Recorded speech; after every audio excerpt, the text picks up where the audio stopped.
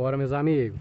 Gente, aqui é o caçador da Bima 1338. A carabina tá aqui, topada. Vou recarregar o magazine ali. Tô deixando a motinha aqui, que é pra ficar mais amoitadinha.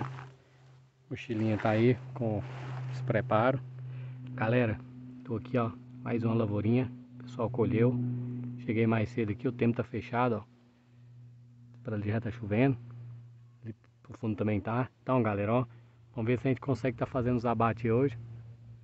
E isso aí, galera, ó. Quero agradecer, né, os comentários, a galera que sempre tá comentando os vídeos, ó, os vídeos tá bombando aí.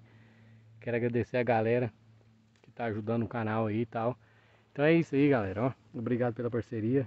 Aquele que não é inscrito, se inscreve no canal, tá? Pra tá ajudando aí, ó. Gente, esse Copican aqui foi eu mesmo que fiz, ó.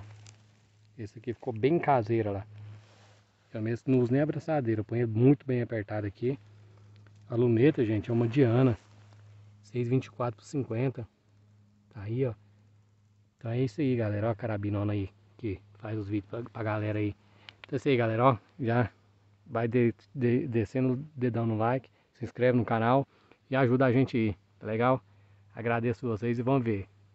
Vou mostrar pra vocês aqui onde é que eu vou estar fazendo os abates, que eu vou ter que ir pra lá ainda, fazer uma casinha.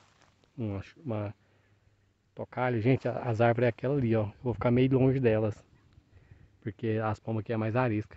Então, vou fazer uns abates uns 40 metros, 50. Então é isso aí, galera. Bora pro vídeo, né? Fica com o vídeo aí.